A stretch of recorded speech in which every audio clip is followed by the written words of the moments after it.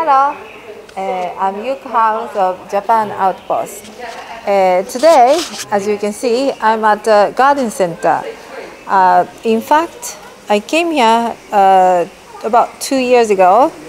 That time it was raining so hard and we really had a hard time, but today it looks like a much better weather. So let's find out why I'm here today.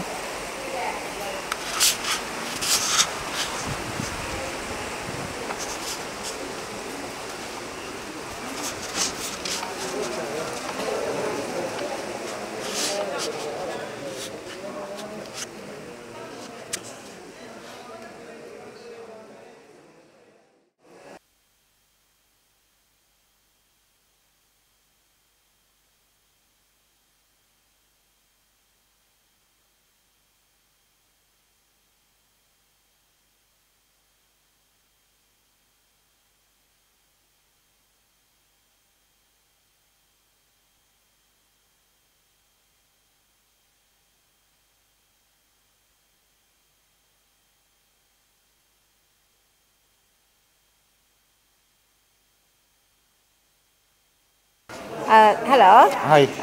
Can I have your name, please? My name's Andy Hardman. I'm chairman of Whittle Bonsai Society. Ah, I see. So, tell me about this exhibition today.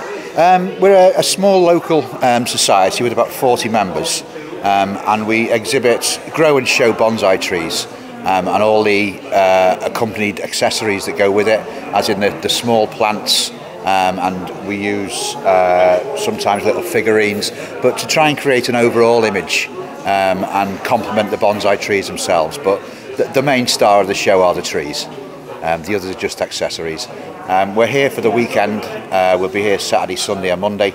And it's basically just an exhibition for the public to come and enjoy and learn a little bit more about the art of growing bonsai. Is it the annual thing? Yes, it's an annual thing. We have our show here once a year at this venue, but we don't have it on a set weekend. It can vary year by year when we actually have it. I see. How the general public is receiving this? It's received very, very well. Most of the public's perception of bonsai is about very small sort of shop-bought Chinese elms, and when they see the variety of trees and mostly the size of them and the maturity of the trees that we use, they're really, really quite surprised. It's a little known art in the UK, unfortunately, but we'd like to try and show other people what it's about and that it can be done in the UK quite successfully, and certainly with indigenous UK trees. Do most people know about bonsai before they come here? Generally not, no. Not right? No, so they come here and they find out what normally find out for the first time, yeah, but then there's loads of questions. And that's wonderful. How long you are doing bonsai? I've been doing bonsai now for about 22 years. 22 years, that's a long time, wow. No, it's not that long. Did it change your life or did it influence it has, your life? yeah. In what way? Well, it started as a hobby, but once I realised that the sort of intricacies and the interest, it became an absolute passion for me. And I do just spend all my time when I'm not working on my trees and looking for new trees and air layering, propagating trees for material and teaching other people. The Whittle Bonsai Society, we have 2 workshops a month, one at this venue and another garden centre. And we spend all day working on people's trees with them and teaching them the knowledge and the skills that they need to improve the quality of their trees. So that they can be a complete beginner or they can be reasonably good at bonsai, but at whatever their level, they'll find sort of help and assistance off Whittle Bonsai Society. Well, thank you so much for propagating this wonderful art of bonsai. Otherwise, without your society, probably most people wouldn't know anything about it. No, that's right. So that's much appreciated. That's lovely. Yeah, thank you so much. Thank you.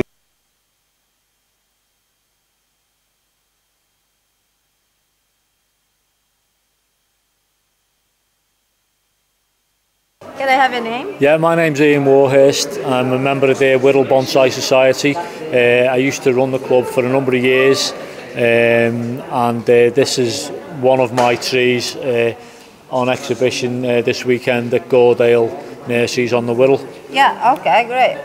So this is your tree. What kind of tree is this? This is just a common privet, which can be found in any most gardens in Europe. It was originally collected from a hedge. It was probably about 20 or 30 foot tall when it was collected. It was cut down. Hedge?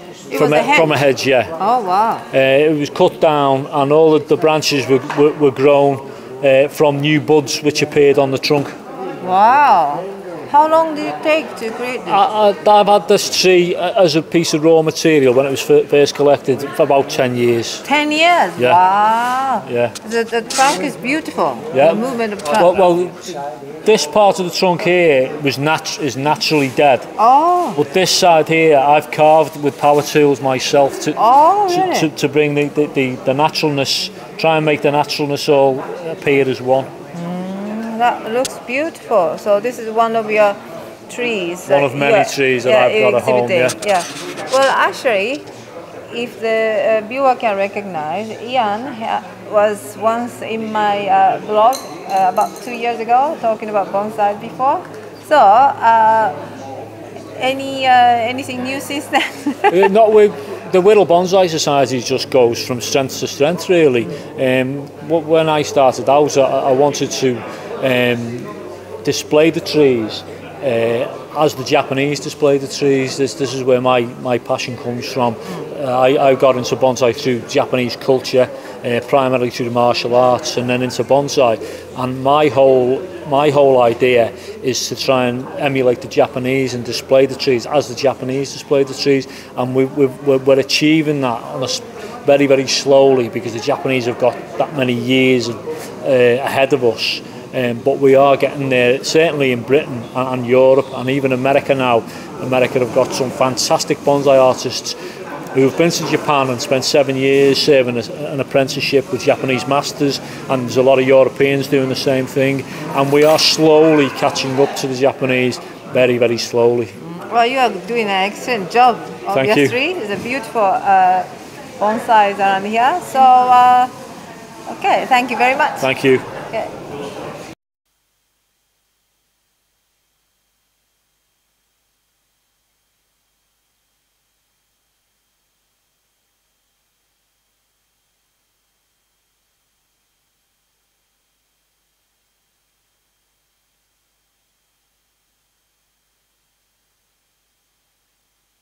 So Ian, are these bonsai trees going to be judged? Yeah, they'll all be judged. The judging criteria, really, we have different awards for different trees, for different best conifer, best broadleaf tree, best in show, best medium-sized tree, and best small tree. The judging criteria consists of the nabari, how good the nabari, the root structure of the tree is, the taper of the tree, the branch structure and the leaves, the overall health of the tree, the relationship between the tree and the pot, and then the overall artistic interpretation of the tree. But different people have different ideas. I think so. Yeah, it's a bit subjective, isn't it? Yes, it is very subjective. But there's still certain criteria which you have to stick to.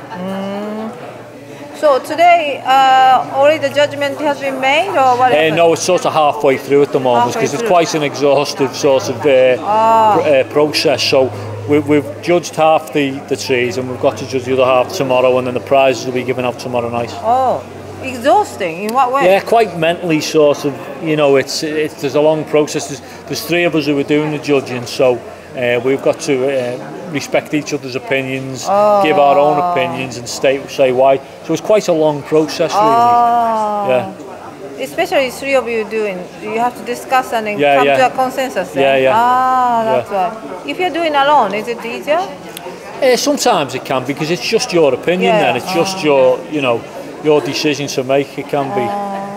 I see. Okay, well, what happened to the judge you were expecting today? Unfortunately, his car broke down, so he couldn't make it. So we've had to judge amongst ourselves. We've chosen three of us who are going to judge the trip. That's interesting, reality of life. Yeah. Okay, well, thank you very much. You're welcome. Okay.